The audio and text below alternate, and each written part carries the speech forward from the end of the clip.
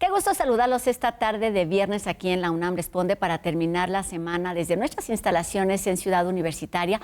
Hoy que viajaremos hasta nuestro Golfo de México para platicar de boleros. Las dunas costeras es el tema que nos acerca esta tarde UNAM Global TV. Y también les contaremos de una de las actividades que organiza el Museo de las Ciencias Universum en torno al mes del orgullo Puma. Y en esta misma sintonía, hoy platicaremos en la entrevista sobre ética, responsabilidad, en torno precisamente a este tema. Quédense con nosotros, ya comenzamos.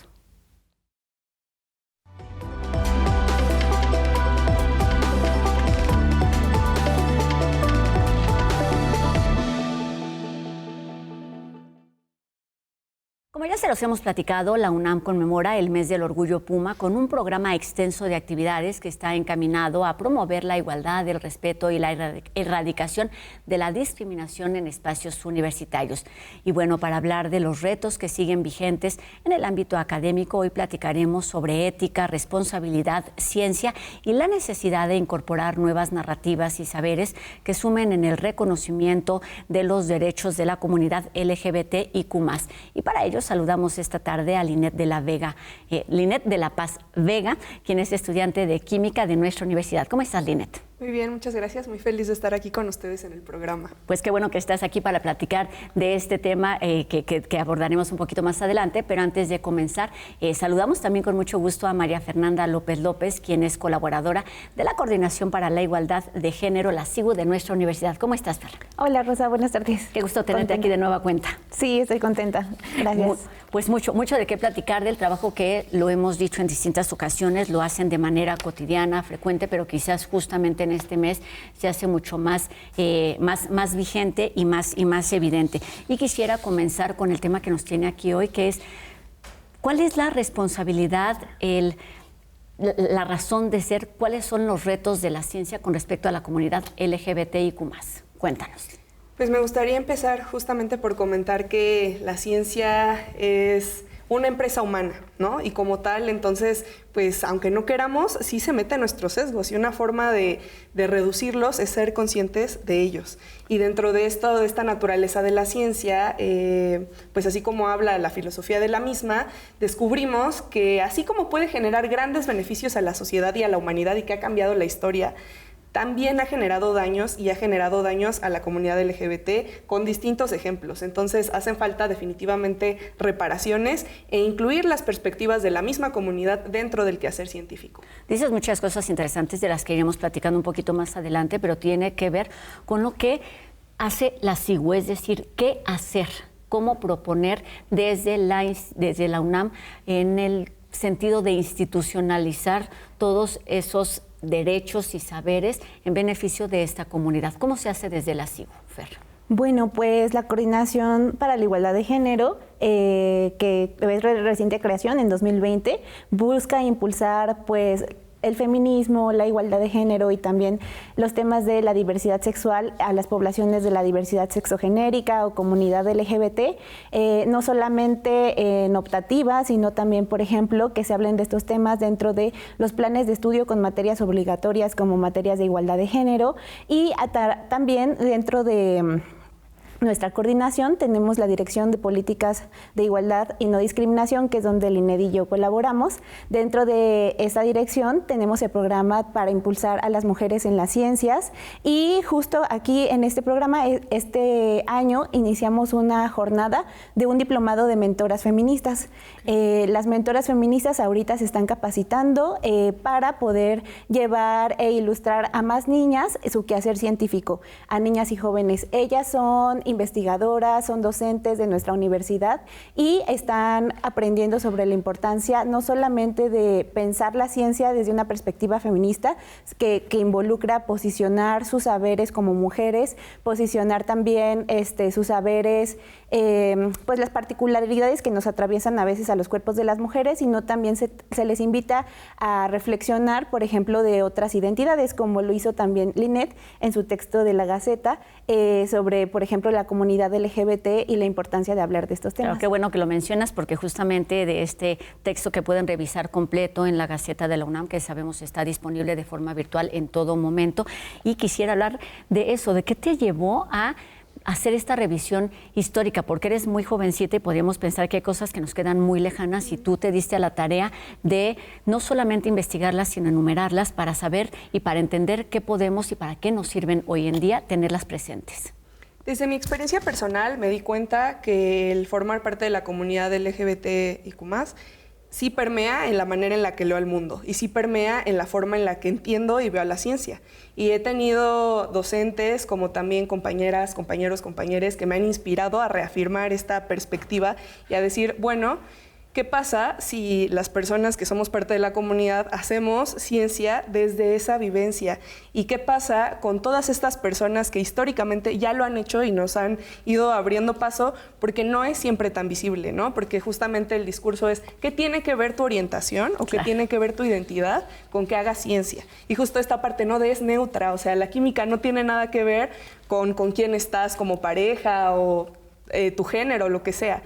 Y yo digo, bueno, es que un poco sí, ¿no? Y justamente hay ejemplos de personajes históricos que han dicho, sí, sí tiene que ver, porque si no nos representamos a nosotros mismos en esos espacios científicos, entonces pues somos invisibles y nuestras necesidades son invisibles y no se nos incluye y tampoco se toma en cuenta la manera en la que, por ejemplo, hay enfermedades que son más prevalentes para la comunidad o que hay perspectivas que son discriminatorias y que se fundamentaron desde una perspectiva de la comunidad científica y eso dio lugar a violencias hacia la misma comunidad LGBT porque no había nadie en ese cuarto, contexto, ¿no? Que dijera esto es violento. Y estamos hablando de cosas muy específicas como cuando se determinó que la homosexualidad era un trastorno mental y que podría haber terapias de reconversión y un montón de cosas que se han ido dando. Pensaba también, bueno, lo mencionas en el artículo, el pensar el VIH como una enfermedad exclusiva de la comunidad cuando hay un montón de información que hay que saber en torno a este tema. ¿Cómo se hace? Digo, desde la CIGUE es una, como dices, una instancia, digamos, como nueva, pero ¿cómo hacer que la ciencia haga no solamente este conocimiento, sino haga una difusión, una socialización de este tipo de información para tener eso, una relación más empática, más abierta y más respetuosa con todos los demás? Bueno, pues sí. Considero que el quehacer científico desde la reflexión de las personas que estudian la ciencia, pero también de las personas que le están investigando, es importante que justo puedan animarse a posicionarse a favor de la comunidad LGBT o tal vez también nombrarse desde sus identidades, nombrarse así dentro del aula para que también más estudiantes pues se sientan con la comodidad de poder vivir sus identidades de género, su diversidad sexual de manera libre y que la universidad también sea un espacio seguro para nuestra comunidad LGBT. Actualmente también se están haciendo esfuerzos en esta jornada del Mes del Orgullo. Por ejemplo, como lo mencionaba sobre el tema del VIH, el Museo Universitario de Arte Contemporáneo, el MUAC, tiene una exposición permanente de manera digital que le llaman Expediente Seropositivo. Esta exposición pues está abierta en la página de internet y justo cuenta con mucha información histórica sobre cómo la ciencia, justo como dices, colocó a las personas homosexuales dentro de este estigma de personas pues indeseables. La verdad es que este virus pues inicia con mucha desinformación, así como pasó en la pandemia de COVID. Considero que con muchísima incertidumbre, además. La incertidumbre que en esos tiempos también pues no existían las redes sociales, existían otros tipos de canales de información. Ahí el MUAC lo menciona en toda una sala, un apartado de cómo los medios empezaron a tratar este tema y pues sí fueron bastante severos con la comunidad LGBT, con la comunidad homosexual por este desconocimiento, ¿no? Que al final de cuentas también estaba respaldado por discursos científicos y que posteriormente cuando pues empieza a tener más información, más estudios sobre el virus, pues se empieza a quitar el estigma, ¿no? Y a demostrar que no solamente pues podía ser transmitible entre personas homosexuales, sino cualquier persona podía poder contraer en caso de por ejemplo, se les llamó prácticas de riesgo también a ciertas prácticas, ¿no? Entonces sí, les invitamos a visitar también esa exposición en el MUAC. Nunca la información está de más y lo decimos constantemente en este espacio. Linet, tú eres una mujer científica, tú eres una mujer que está en este ámbito, pero también en el ámbito de la comunidad, y te refieres a las omisiones. ¿Cuál es el riesgo de dejar de hacer? Porque a veces es eso, el desconocimiento, y por supuesto es una razón, pero no es una justificación para que alguien o alguienes la estén pasando mal. Creo que en esta conversación acerca de cómo la comunidad científica ha generado daños a la comunidad LGBT, hay dos ángulos. Justo el de la omisión, por un lado, o sea, hay mucha responsabilidad de tomar más en cuenta las opiniones y perspectivas y las investigaciones de las personas que formamos parte de la comunidad. Por ejemplo, justo revisar, y no solo le pasa a la comunidad LGBT, ¿no? También ha pasado mucho con las mujeres, con distintos grupos racializados, pero bueno, de no tomar en cuenta enfermedades que sean más prevalentes, porque justamente se piensa que no la van a sufrir como un grupo pues que quepa más dentro del hegemónico, pero también que hay daños que son tangibles y que hasta la fecha, aunque se hayan intentado corregir o borrar, pues siguen teniendo un efecto, ¿no? Las personas siguen usando a la ciencia como excusa para la homofobia, para la transfobia, siguen diciendo eso no es natural, revisa la biología, siguen diciendo discursos que al final de cuentas justamente fueron avalados por comunidades científicas en el pasado, y yo creo que las personas que somos científicas actualmente tenemos una gran responsabilidad de decir no, desde mi campo de estudio eso no es cierto. O eso, o proponer, ¿sabes? Porque hay otra forma de contarlo. Hemos hablado en otros momentos con respecto, por ejemplo, a las mujeres que siempre estuvieron presentes en las ciencias, en la literatura, en las artes, y lo que faltaba era ese reconocimiento, esa visibilización. Y entonces lo que estamos conociendo era esa otra forma de contar el mundo, y sucede lo mismo con la ciencia. Cómo desde la CIGU se plantea no solamente otra forma de hacerlo desde la ciencia, sino desde la forma de contarlo. Las narrativas importan, e importan mucho, porque las palabras son importantes. Sí, sin duda. Pues las narrativas, como tú dices, importan. La CIGU, por ejemplo, se dio cuenta que la universidad no contaba con un diagnóstico de cifras, pues digamos, oficiales de cuántas personas de la comunidad existíamos en la UNAM, y fue así que en 2022 se crea pues la primera consulta universitaria LGBT, teniendo pues como punto de partida este hecho, ¿no? De que había un vacío. Los resultados pues son muy significativos, porque más de 5,000 personas se identifican como parte de la comunidad en nuestra universidad, y pues no solamente estamos hablando de que son las personas estudiantes, ¿no? No solamente estamos hablando de que son las jóvenes, los jóvenes quienes se viven como parte de esta comunidad, sino también personas del personal académico, personal administrativo, funcionariado, quienes responden la consulta como afirmativa de ser parte de esta comunidad.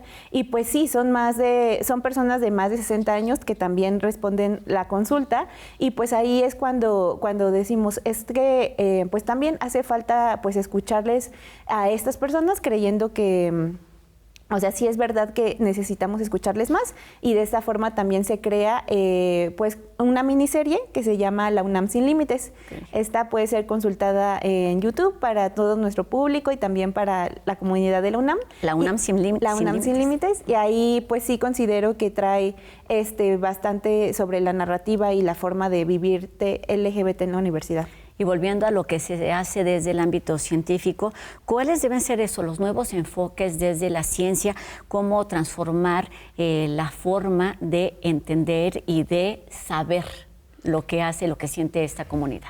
Pues, por ejemplo, uno de los aspectos justamente es tener personas que estén sensibilizadas, y también capacitaciones, sobre todo a personas científicas que hagan investigaciones que también tengan relación con humanos, ¿no? O sea, es decir, mucho los ensayos clínicos tienen todo que ver con esto, y también reconocer que ha habido grupos que han sido erróneamente excluidos de estos ensayos por no tener suficiente información. Por ejemplo, las personas trans, no se sabe muchas veces las interacciones de los medicamentos con la terapia de reemplazo hormonal, y se piensa que es una variable muy complicada de descubrir, pero eso ¿qué implicaciones tiene para una persona que necesita atención médica y que no se han probado los fármacos para sus características, ¿no? En particular, o también para las personas seropositivas, lo mismo, muchas veces se excluyen de estos ensayos sin realmente una justificación científica para hacerlo, sino más bien porque resulta muy complejo, aparentemente, el investigar si se les puede incluir o no, o también tener los criterios de sensibilización para el trato digno hacia las personas de la comunidad LGBT en este tipo de investigaciones, ¿no? Bueno, es que les tenemos que poner un baño aparte, o es que no sabemos cómo referirnos de manera sensible, ¿no? Los pronombres, todas estas dificultades, pues al final de cuentas también son responsabilidad de toda la comunidad y de la institución, pues el prepararnos como personas científicas para poder dar esa atención adecuada e integral y además inclusiva hacia las personas de la comunidad LGBT y Cumas. Claro, y estás hablando además de cuestiones no solamente básicas, sino necesarias, que tiene que ver con los derechos, con el derecho a la salud, por ejemplo. Y esto me lleva a preguntarte, Fer, ¿cómo se hace este cruce, este vínculo entre lo que sucede en la ciencia, entre lo que sucede en el arte, lo que sucede en instancias universitarias, con el resto de la población? ¿Hay un reto ahí, hay un tope? ¿Qué es lo que está faltando para que justamente haya esta apertura, este reconocimiento total?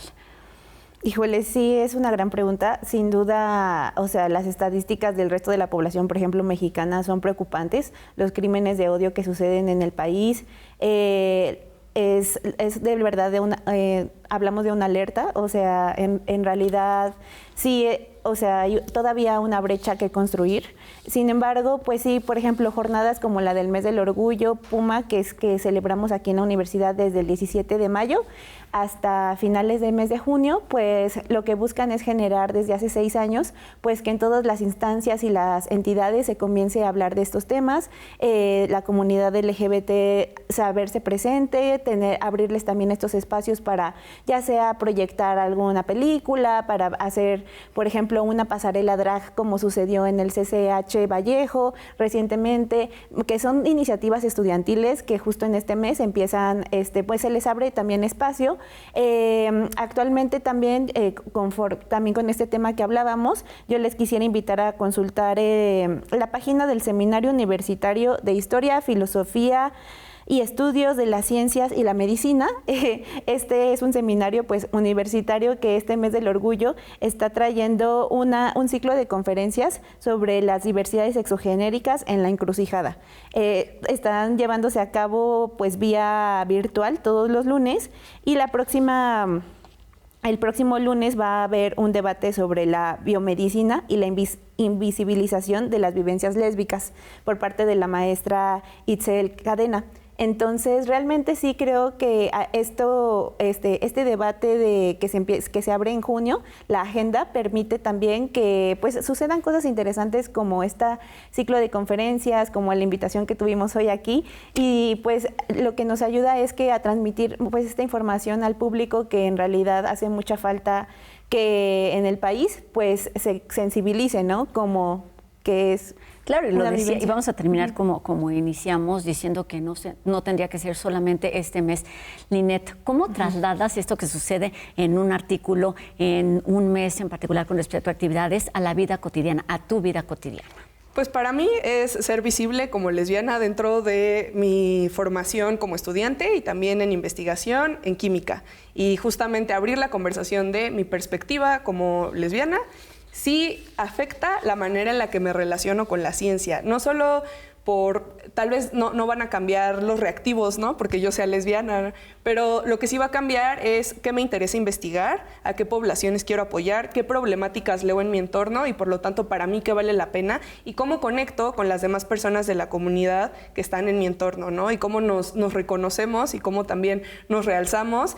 Y espero abrir un espacio para que más estudiantes, pero también docentes, pero también trabajadoras, trabajadores, se vivan pues con orgullo y con confianza dentro del espacio universitario. Y es como algo que justo la misma comunidad estudiantil va empujando mucho. Yo lo he vivido mucho con la comunidad de mi facultad, en la Facultad de Química, pero para mí sí, es decir, a mí en lo particular, yo sí dejo que esta perspectiva como lesbiana permee en cómo hago investigación científica. Y para mí eso es importante, y más personas de la comunidad lo tendríamos que hacer. haces día con día y qué bueno que tienes pues no solamente la capacidad sino la posibilidad de hacerlo en espacios tan abiertos y que llegan a una comunidad tan extensa como es precisamente la SIGU, como puede ser la Gaceta, como puede ser un espacio como este aquí en la UNAM Responde. Así es que muchísimas gracias y nos dejas varias tareas pendientes, ya sea en el MUAC, en esta serie del canal de YouTube y en este seminario y las actividades que de forma cotidiana organiza la SIGU. Así es que información para todos y entendernos como sociedad y no solamente como individuos. Muchísimas gracias, Linet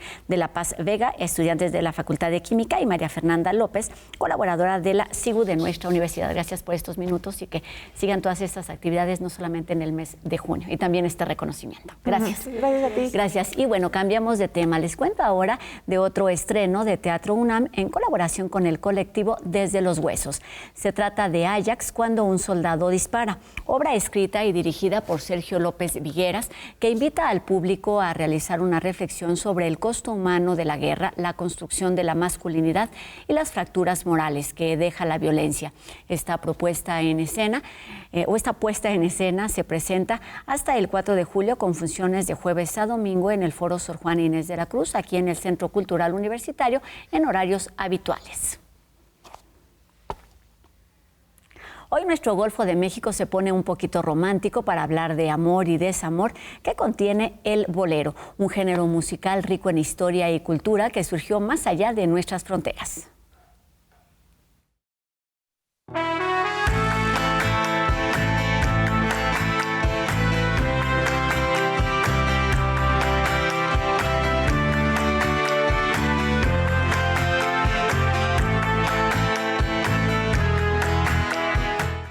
Un embrujo musical entre Cuba y México. ¿Qué tanto es tantito? ¿Cuánto drama, pasión y despecho puede caber en una canción? Y sobre todo, ¿cuántas veces y cómo se necesita cantar ese sentir para que todo un género musical se forme a su alrededor? Esto sucede con el bolero, música que le canta al amor, desamor, despecho y la pasión.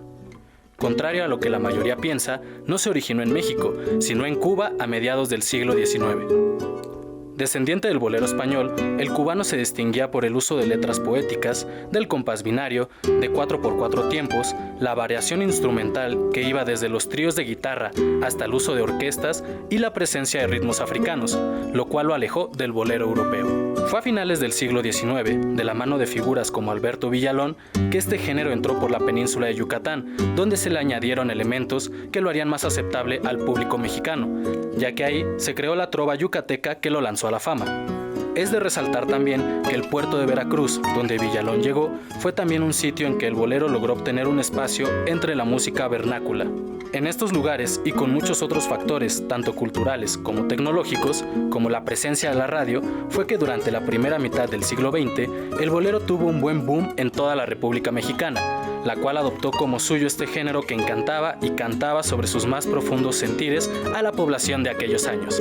Voces y letras como las de Agustín Lara, Consuelito Velázquez, Toña la Negra, Guti Cárdenas y Chabela Vargas, o agrupaciones como Los Panchos, Los Dandis, Los Tres Diamantes, entre otros, fueron figuras que compusieron piezas musicales de talla poética que endulzaban las tardes y noches de baile en toda Latinoamérica. Es por esta relevancia cultural que el 5 de diciembre de 2023 la UNESCO declaró el bolero como Patrimonio Cultural Inmaterial de la Humanidad entre México y Cuba. A pesar de que hoy en día el bolero no figura en las listas de como lo hacían aquellos tiempos, no es un género que haya caído en el olvido, sino que generaciones posteriores de músicos y músicas han retomado elementos de él y lo incorporaron a sus propuestas artísticas. Tal han sido los casos de José José, Rocío Dúrcal y Juan Gabriel, o en tiempos más recientes y con sonidos más cercanos al estilo tradicional, como Natalia Lafourcade, Silvana Estrada o el grupo Daniel Me Estás Matando, quienes le han dado nuevos aires a este estilo musical.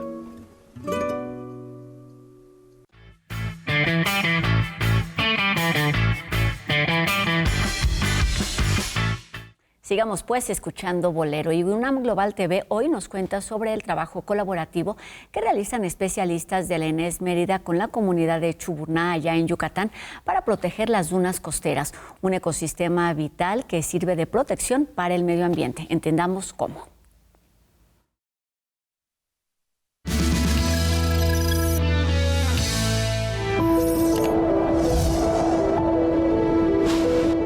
mujeres juntan semillas para construir una barrera, porque donde muchas personas solo ven arena, ellas ven una defensa contra los huracanes y la erosión. Hay que ver si hay semillas, entonces los frutos hay que colectarlos. Son las dunas costeras. Ecosistemas que están adyacentes a la playa. Son montículos de arena llenos de vegetación que pueden amortiguar los impactos del cambio climático. Y que hoy están en riesgo. En México no han sido vistas como ecosistemas prioritarios. Hay normas internacionales que protegen los manglares, pero desafortunadamente las dunas costeras todavía no cobran la relevancia necesaria. Sandra y mujeres del puerto de Chuburná, en Yucatán, producen plantas para restablecer la vegetación nativa, restaurar las dunas y recuperar sus playas. Cada día estamos enseñando primero a nuestras familias, a nuestros hijos, al cuidado de las plantas, porque son la primera protección y barrera contra huracanes. La UNAM las acompaña. Hemos hecho muy buen equipo para poder fortalecernos y para poder ellas fortalecerse y generar estos viveros, incluso hasta como una alternativa económica. Reciben asesoría de especialistas y estudiantes de la licenciatura en Manejo Sustentable de Zonas Costeras de la ENES Mérida. Generaron sus propios viveros comunitarios, recolectaron semillas a través de las buenas prácticas, reprodujeron vegetación. Ellas siguen las recomendaciones del Manual de Restauración para Dunas Costeras de la Península de Yucatán, editado por la ENES Mérida. Muchas de ellas son amas de casa y empiezan a tener como una entradita, además de toda la sensibilización ambiental que ellas tienen y que han apoyado también a su comunidad. Han reforestado más de 300 metros de duna y planean la restauración de 4,000 metros cuadrados más de brechas y caminos. Se están abriendo grandes las puertas desde el conocimiento, desde el cuidado, desde la protección, ¿no? Desde la producción.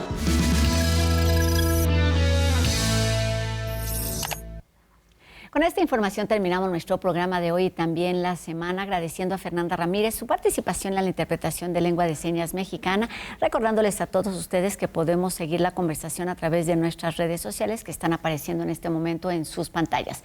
Que tengan un excelente fin de semana y nos vemos aquí el próximo lunes, 2:30 de la tarde, por supuesto, en TV UNAM. Mi nombre es Rosa Brizuela. Adiós.